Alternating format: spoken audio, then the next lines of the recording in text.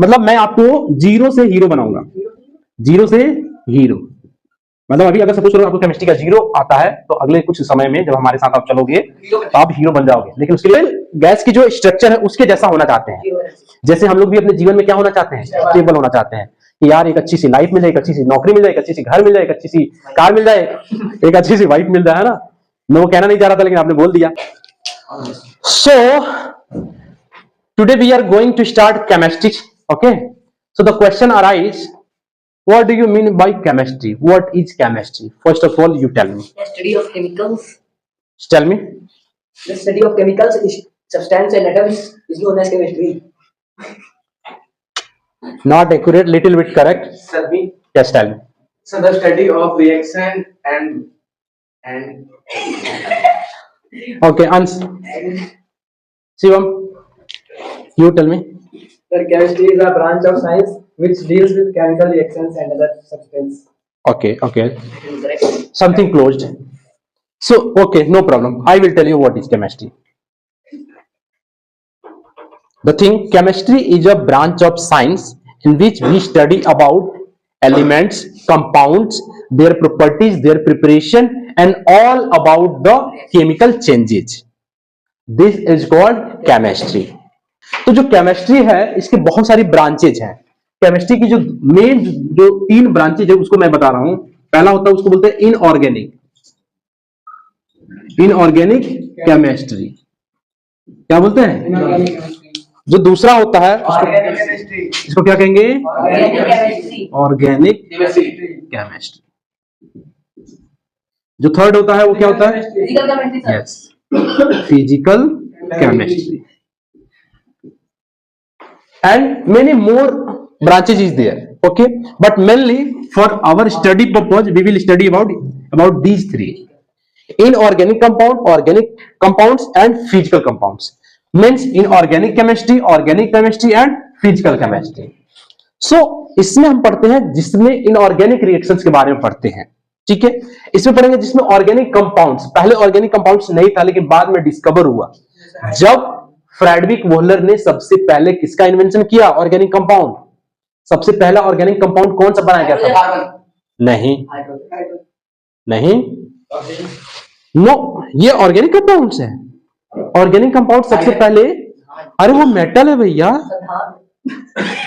गेहूं नहीं।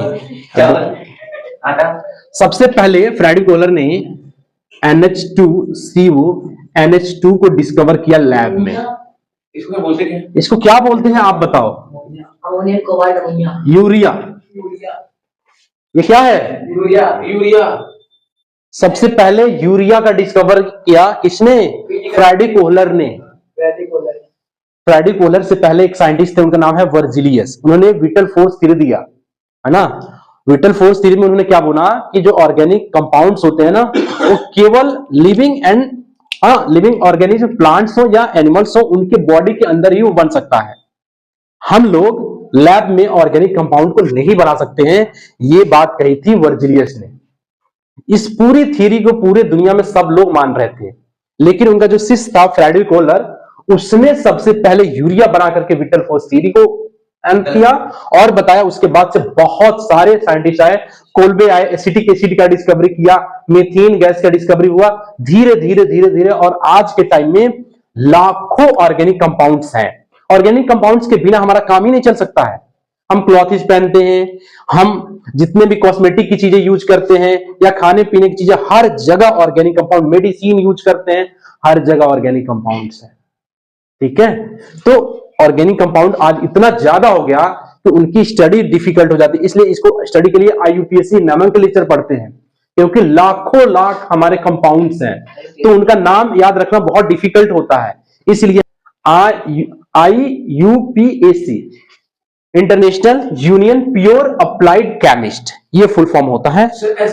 नहीं, एस नहीं होता, UPSC हो जाएगा, वो एग्जाम वाला है ना, इसलिए ए से होता है अप्लाइड केमिस्ट, है ना। ये होता है IUPAC नोमेनक्लेचर होता है, international union pure applied chemist, है ना, ये होता है। अब देखिए, जैसे हम लोग इंग्लिश पढ़ते हैं ना, हम लोग बेसिक से शुरू कर रहे हैं केमिस्ट्री। अगर आपको केमिस्ट्री का सी भी नहीं आता है ना तो आपको समझ आ जाएगा, परेशान नहीं होना है ना, समझ आएगा। मतलब मैं आपको जीरो से हीरो बनाऊंगा, जीरो से हीरो। मतलब अभी अगर सपोज करो आपको केमिस्ट्री का जीरो आता है, तो अगले कुछ समय में जब हमारे साथ आप चलोगे तो आप हीरो बन जाओगे। लेकिन उसके लिए काम करना पड़ेगा, याद रखना पड़ेगा, जो बताऊंगा समझना पड़ेगा, हमारे साथ चलना पड़ेगा, है ना। तो जैसे हम लोग इंग्लिश शुरू करते हैं ना अल्फाबेट से, वैसे केमिस्ट्री शुरू होता है एलिमेंट से। कहां से शुरू होता है? एलिमेंट। तो ये बताओ हमारे केमिस्ट्री में अभी तक कितने नॉन एलिमेंट्स हैं? नॉन, हाँ वही नॉन। कितने हम अभी तक जानते हैं एलिमेंट्स को? 118 एलिमेंट्स आज तक डिस्कवर हुए हैं। 118 elements we have discovered in all is in periodic table. Okay, we have ये कुछ नेचुरल एलिमेंट्स हैं, कुछ आर्टिफिशियल हैं।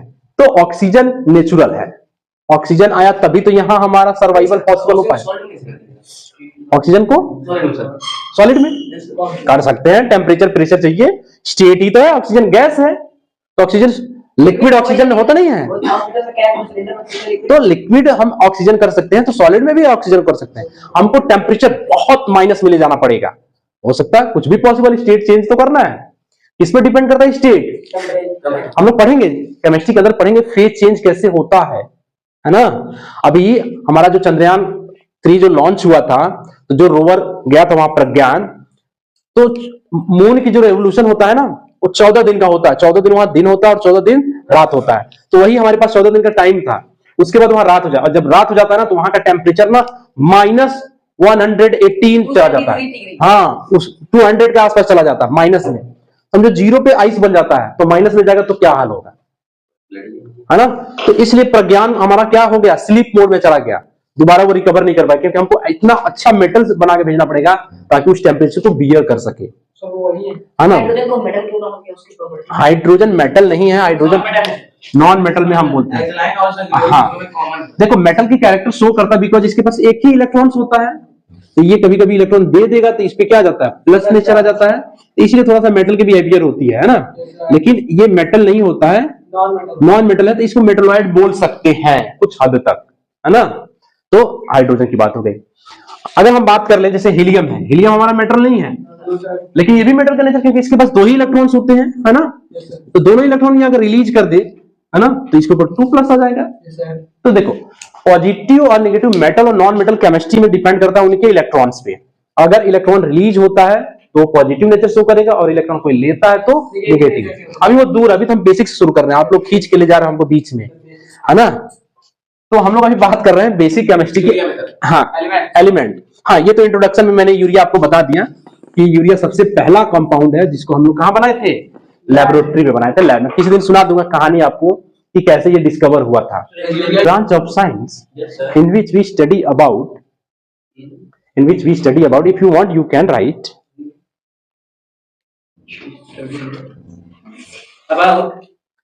about element, compounds, their property and their preparation. Properties and their preparation. It's called chemistry.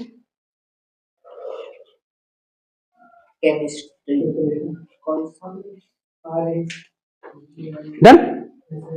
नहीं हो रहा अभी? Hydrogen से लेकर कम से कम आपको जिंक तक 1 से लेके 30, और कुछ इंपॉर्टेंट और भी एलिमेंट जो इससे ज्यादा होते हैं, है ना। हाँ, Hg हो गया, प्लेटिनम हो गया, Au, Ag, हाँ लेड बोलते हैं, Pb, है ना।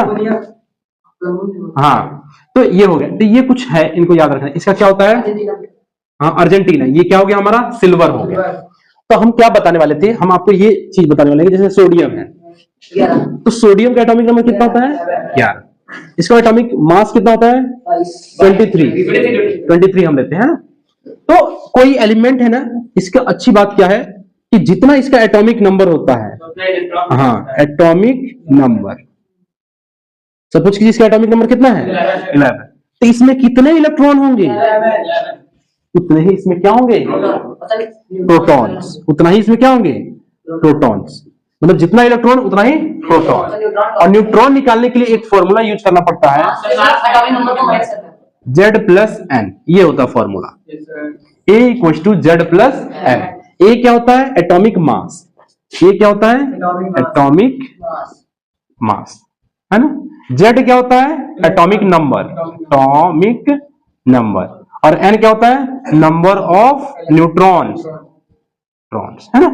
तो अगर हम बात करना चाहें बच्चों कि बताइए सोडियम में कितने न्यूट्रॉन्स हैं, तो कैसे निकालेंगे?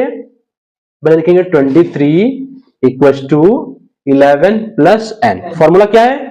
A = Z+N। तो 23 - 11 = N। तो N की वैल्यू कितना आ गया? 12। यानी कि सोडियम में कितने न्यूट्रॉन हो गए? 12। अब देखो, जो एटम होता है ना, उसको जनरली हम एक सर्कल में एज्यूम करते हैं। कहां एज्यूम करते हैं? सर्कल में। तो हम एक थोड़ा सा अच्छा सर्कल बना दें। ये सर्कल हो गया। इसके जो सेंटर होता है ना, उसको क्या कहते हैं? न्यूक्लियस। क्या कहते हैं? न्यूक्लियस। न्यूक्लियस में होते हैं प्रोटॉन प्लस न्यूट्रॉन। कभी प्रोटॉन और न्यूट्रॉन बाहर नहीं आते हैं, कभी भी। प्रोटॉन और न्यूट्रॉन को निकालने के लिए बहुत बड़ा डिफिकल्टी वर्क करना पड़ता है, तभी ये ब्रेक होता है। और ये टूटता है ना, तो बहुत एनर्जी, हाँ, न्यूक्लियर फिजन होता है, मतलब टूटता है। तब जेम्स चैडविक ने न्यूट्रॉन की डिस्कवरी कैसे किया? उन्होंने बमबारी करा, बम को विस्फोट करवाया, फिर न्यूट्रॉन्स उसमें से निकले। लेकिन एटम तो डिस्ट्रॉय हो एटम हो सकता है अगर हम इसको ब्रेक कर दे तो। एटम बम कैसे बनता है? हमें पढ़ाया गया कि एटम कभी डिसॉल्व नहीं होता। अरे तो वो थ्योरी टूट गया, बाद में चेंज हो गया, है ना। एटम पहले डाल्टन थे, जॉन डाल्टन एक साइंटिस्ट थे, उन्होंने बोला कि एटम कैन नाइदर बी, और उन्होंने कहा कि एटम को हम ब्रेक भी नहीं कर सकते। लेकिन न्यूट्रॉन, प्रोटॉन, हाँ, इलेक्ट्रॉन्स आ गए तो ब्रेक तो हो गया, उनकी थ्योरी चेंज हो गई। तो साइंटिस्ट लोग थ्योरी देते हैं, लेकिन फिर उसमें कुछ कुछ कमियां होती है, तो नए साइंटिस्ट आते हैं, फिर अपना इन्वेंशन वो देते जाते हैं। तो कोई बात नहीं। देखो, जनरली ये ब्रेक करना डिफिकल्ट है, लेकिन हम तब तोड़ते हैं जब हमको बहुत बड़ा काम करना होता है, एनर्जी की बहुत जरूरत होती है तब। वैसे ये अगर टूट गया ना तो स्टेबल नहीं हुआ, ये ब्रेक होता नहीं है जनरली, है ना। ये ब्रेक हो गया तो फिर वो एटम स्टेब्लिश नहीं है।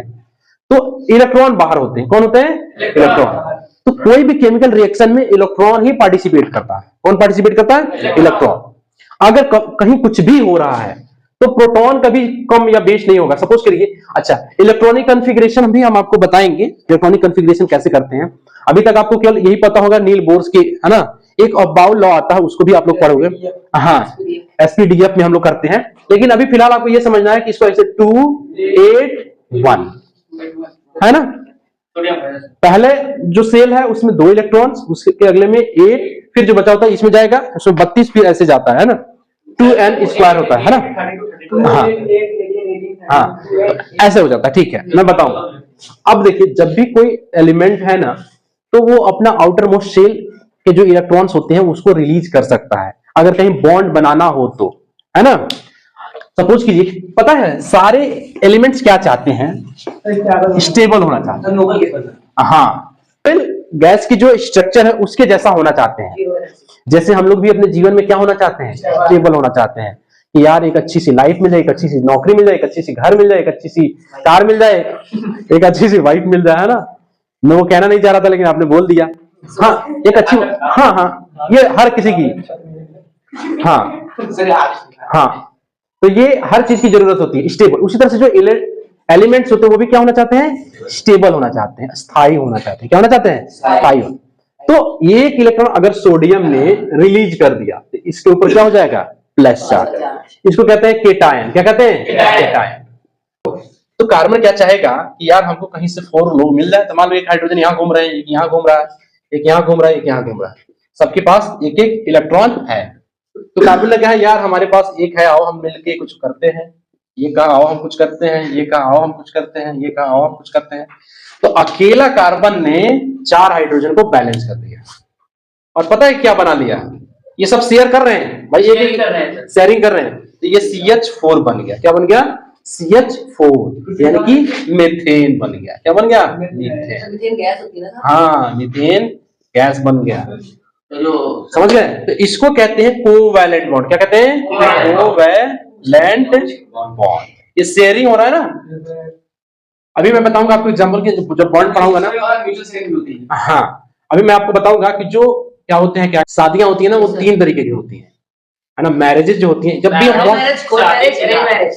अरे नहीं, ऐसा नहीं। जैसे 2 तरीके का होता है।